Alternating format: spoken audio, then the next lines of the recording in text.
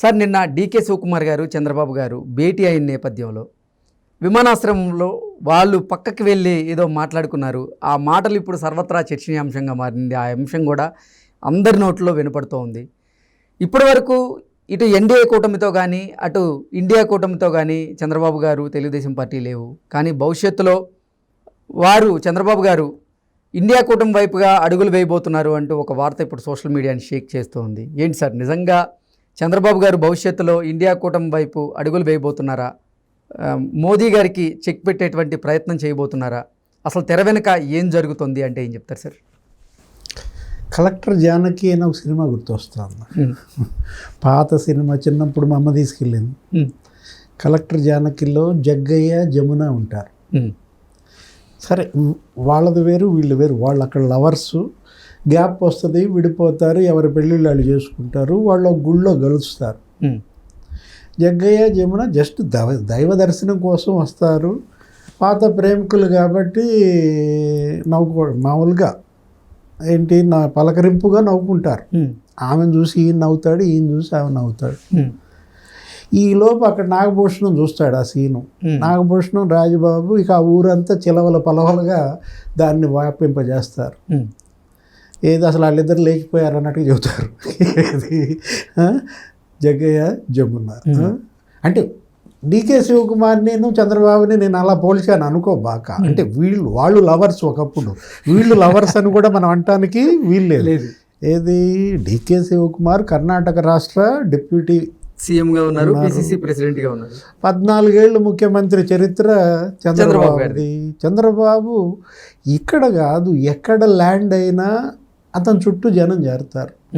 జనంతో పాటు ఆ సమకాలీకులు, ఈ వర్ధమాన నాయకులు, సమకాలీన నాయకులు విష్ చేయటం, పలకరింపులు సహజం కదా.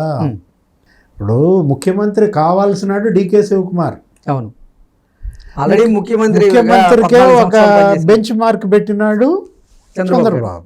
ముఖ్యమంత్రి ఎలా ఉండాలి, ముఖ్యమంత్రి అంటూ ఎలా పేరు తెచ్చుకోవాలి, ప్రజలకు ఎలా పనిచేయాలని బెంచ్ మార్కులు పెట్టాడు ఆయన. ఆయనే చెప్తాడు బెంచ్ మార్క్ అని.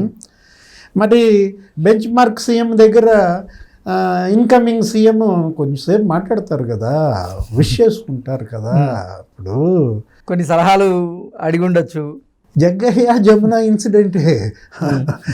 ఇప్పుడు దాన్ని బట్టి చిలవలు పలవలుగా మీరు మన మీడియా లేకపోతే రాజకీయ పార్టీలు ఈ రకరకాలుగా వదంతులు స్ప్రెడ్ చేస్తూ ఉండొచ్చు. కాకపోతే శివకుమార్ ఏం చేశాడు, విష్ చేసి వదిలేలా, షేక్ హ్యాండ్ ఇచ్చి వదిలేలా, పక్కకు తీసుకెళ్ళాడు చంద్రబాబు. ఇప్పుడు అదే సార్ సర్వత్రా చర్చనీయాంశం. వాళ్ళిద్దరూ పక్కకి వెళ్ళి మాట్లాడుకునేసరికి ఇక్కడేమో అసలు గందరగోళం అయిపోతుంది.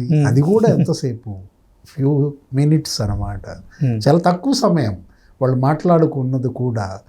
అంటే ఒక రకంగా ఈ మెసేజ్ 2 తెలుగు రాష్ట్రాల్లోకి, సౌత్ ఇండియాలోకి, భారతదేశంలోకి ఒక సందేశం ఇవ్వడం కోసమే శివకుమార్ పక్కకు తీసుకెళ్ళినట్టున్నాడు చంద్రబాబు. శివకుమార్ చంద్రబాబు గారిని పక్కకు తీసుకెళ్ళి మీరు ఇండియా కూటమిలోకి రావాల్సిందిగా ఆహ్వానించారని ఒక వార్త అయితే, ఇంకొక వార్త ఏమో కాంగ్రెస్ పార్టీ నుంచి ఆంధ్రప్రదేశ్లో షర్మిల గారిని పిసిసి ప్రెసిడెంట్గా మేము అనౌన్స్ చేయబోతున్నాం, మీరు సహాయ సహకారాలు అందజేయాలి, అది మీకు కూడా ఉపయోగకరంగా మారే అవకాశం ఉంది భవిష్యత్తులో అంటూ మాట్లాడారనేది ఇంకో వార్త.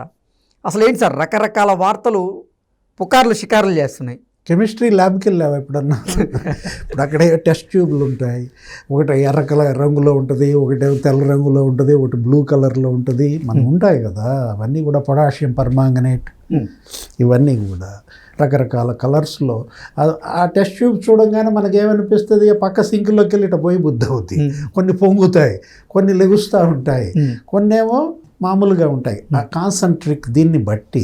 అట్లాగే ఇప్పుడు నువ్వు నీ భాష్యం నువ్వు తీసుకుంటున్నావు, జగన్మోహన్ రెడ్డి భాష్యం జగన్మోహన్ రెడ్డి తీసుకుంటాడు, కేసీఆర్ భాష్యం కేసీఆర్ తీసుకుంటాడు, మోడీ భాష్యం మోడీ తీసుకుంటాడు. సినిమా ఒకటే, అదే సీన్. జగ్గయ్య జమున, డీకే శివకుమార్ చంద్రబాబు సీనే. జగన్ తీసుకునే అర్థం జగన్ తీసుకుంటున్నాడు. ఎట్లా వాళ్ళిద్దరూ మా చెల్లెల గురించే మాట్లాడుకున్నారేమో. షర్మిల నా మీదకు పంపించడానికి డీకే శివకుమార్ చంద్రబాబు సహాయం తీసుకుంటున్నాడేమో.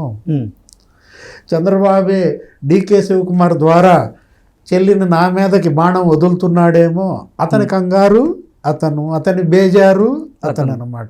కడప ఎంపీ సీట్లో సునీతను పెడుతున్నారని అవినాష్ రెడ్డి మీద అన్నా చెల్లెళ్ళు, పులివెందుల అసెంబ్లీ మీద అసలు జగన్ మీదే షర్మిలను దించుతున్నారని అనుకుంటున్నా. దీంట్లో జగను మరి ఆ రకమైనటువంటి ఆలోచనలు అతనిలో చేస్తుంటాయి. ఆ శిబిరంలో ఒక జగనే కాదు, వైసీపీ శిబిరం ఇలా ఆలోచనలు చేయొచ్చు.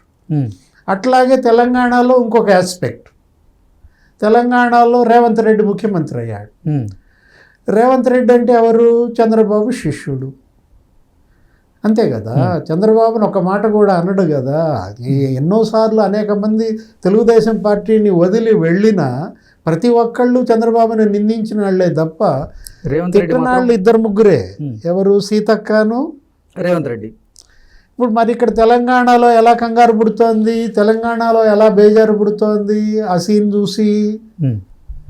రేవంత్ రెడ్డి నా మీదకి ఇంకేమైనా ప్రొజెక్ట్ చేస్తున్నాడా అనుకుంటాడు కేసీఆర్. కాళేశ్వరం మీద ఆల్రెడీ మంత్రులు 5 వెళ్ళారు, ఇవాళ కాళేశ్వరం చూస్తున్నారు. ఇంకా చంద్రబాబు నన్ను టైట్ చేయమంటున్నాడా? ఏంటి, నేనేదో సహాయం చేశాను కదా చంద్రబాబు ఓటమికి, రిటర్న్ గిఫ్ట్ ఇంకోటి ఏమైనా పంపిస్తున్నాడా? కేసీఆర్ ఆయన కంగారులో ఆయన ఉండొచ్చు. ఎందుకంటే ఒకటే సీను రకరకాల వ్యక్తులు రకరకాల కళ్ళద్దాల్లోంచి చూసినప్పుడు ఆ రంగులో కనపడటం సహజం. అంటే దృష్టికోణాలు వేరంటారు ఇక్కడ, అంతే కదా. ఇప్పుడు సీని ఒకటే, కానీ నువ్వు పెట్టుకుంటున్నటువంటి గ్యాగుల్స్ మారుతున్నాయి, స్పెక్టకిల్స్ మారుతున్నాయి. కళ్ళద్దాల్లో లోపమే తప్ప కళ్ళ లోపమేమీ ఉండదు. మోడీ తీసుకునే భాష్యం ఇంకో రకంగా ఉంటుంది. ఎవరు? అసలు అది మరీ దేశం ఎక్కడ జాతీయ స్థాయిలో మరింత కంగారుకు గురి చేసే సీన్ అన్నమాట ఇది. ఎట్లా అసలు ఢిల్లీ ప్రకంపనలు. ఎందుకంటే ఈయన చక్రం తిప్పుతాడు, ఈయన ఖాళీగా ఉండడు. ఈయన ఎప్పుడు చక్రం ఎక్కడుందా అని ఎత్తుక్కుంటా ఉంటాడు చంద్రబాబు. ఆయన ఢిల్లీలో చక్రం తిప్పాడు అనేది మనకు తెలుసు. అనేక సంవత్సరాలుగా ఆయన అప్పట్లో ఎన్టీఆర్ హయాంలో కూడా ఆ నేషనల్ ఫ్రంట్, యునైటెడ్ ఫ్రంట్ ప్రధానమంత్రుల్ని చేశాడు చంద్రబాబు. దేవేగౌడని, గుజ్రాల్ని, వీళ్ళందరూ కూడా విపి సింగ్ హయాంలో కానీ. ఇట్లాంటి క్యారికేచర్ ఉన్నటువంటి చంద్రబాబు, ఇంత గుర్తింపు ఉన్నటువంటి జాతీయ స్థాయిలో చంద్రబాబు మరి ఆ ఎయిర్పోర్ట్లో శివకుమార్ని కలిసేసరికి మరి బీజేపీ బేజారెత్తడం సహజం. ఏది మీరు అన్నదే చర్చ దాంతోనే బిగిన్ చేశారు. ఇండియా కూటమి బలోపేతం చేయడం కోసం సోనియా గాంధీ, రాహుల్, ప్రియాంకలు, ఖర్గే, శివకుమార్ ద్వారా చంద్రబాబుతో సంప్రదింపులా తెలుగుదేశం ఇండియా కూటమిలో చేరుతోందా థంబ్నైల్ ఇదే మీదిగా. ఈ టైప్లో ఏం జరుగుతోంది? ఇవి మనం మాట్లాడుకుంటోంది ఎవరిది? మోడీ కళ్ళద్దాల గురించి. బీజేపీ కళ్ళద్దాల్లోంచి చూస్తోంది. అంటే మోడీ గురించి ఇంకోటి కూడా బయటకు వచ్చింది సార్. డీకే శివకుమార్ గారు చంద్రబాబు గారు భేటీ అయిన నేపథ్యంలో ఇది గ్రహించినటువంటి మోదీ గారు అసలు రాయబారం పేరుతో పవన్ కళ్యాణ్ని పిలిపించుకుంటున్నారు ఢిల్లీ అని. 5వ తేదీ పవన్ కళ్యాణ్ గారు ఢిల్లీ వెళ్ళబోతున్న నేపథ్యంలో ఈ వార్త ఇప్పుడు చక్కర్లు కొడుతోంది. అంటే పవన్ కళ్యాణ్ ద్వారా రాయబారం చేయబోతున్నారా మోదీ చంద్రబాబు గారితో అంటే ఏం చెప్తారు సార్? అంటే ఇప్పటిదాకా బీజేపీతో పొత్తు కోసం తెలుగుదేశం ఆరాటపడింది. మధ్యవర్తిగా పవన్ కళ్యాణ్ వ్యవహరించాడు. బీజేపీ ఎక్కడో కొండెక్కి కూర్చుంది. కానీ ఇప్పుడు సినిమా మారిపోయింది. ఇప్పుడు కొండెక్కి కూర్చుంది ఎవరు? చంద్రబాబు. ఈ సీన్తో ఇప్పుడు మోడీ ఇప్పుడు కబురు పంపిస్తున్నాడు అనమాట చంద్రబాబు దగ్గరికి. ఎవరిని? పవన్ కళ్యాణ్. పవన్ కళ్యాణ్ని ఢిల్లీకి పిలిపించుకున్నాడంటే అర్థం తెలుగుదేశం బీజేపీ పొత్తు చర్చల నిమిత్తమా?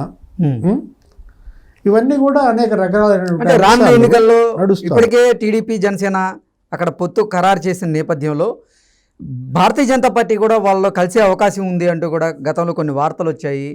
అలాగే జనసేనాని పవన్ కళ్యాణ్ కూడా రావాల్సిందిగా ఓపెన్ ఆఫర్ ఇచ్చారు, వాళ్ళకి కోరారు వాళ్ళని. ఈ నేపథ్యంలో డికే శివకుమార్ అలాగే చంద్రబాబు గారి భేటీ వల్ల ఇప్పుడు మోదీ గారు ఈ కూటమిలో కలిసే అవకాశం ఉందా? చంద్రబాబుని తన వైపు లాక్కునే ప్రయత్నం చేయొచ్చా అంటే ఏం చెప్తారు సార్? ఇప్పుడు ఢిల్లీ పవన్ కళ్యాణ్ వెళ్తున్నారా? 5వ తేదీ వెళ్తున్నారు అనేది సమాచారం. అంటే తెలంగాణలో జనసేన ఖతమైపోయింది. అలయన్స్ పెట్టుకోవడం వల్ల బీజేపీతో పొత్తు ద్వారా మొన్న ఎలక్షన్లో మనం చూసాం. పొత్తు పెట్టుకోకుండా ఉంటే జనసేనకి కొంత పరపతి ఉండేది, పవన్ కళ్యాణ్ ఇమేజ్ బాగా బలంగా ఉండేది. జనసేనతో బీజేపీ పొత్తు పవన్ కళ్యాణ్ కూడా ప్రచారం చేశారు.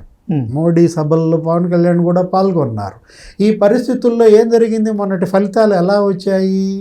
ఆ పొత్తు వల్ల బీజేపీకి లాభం చేకూరింది. బీజేపీ 8 సీట్లలో గెలుపొందింది. దగ్గర దగ్గర 19-18% ఓట్లు వచ్చాయి.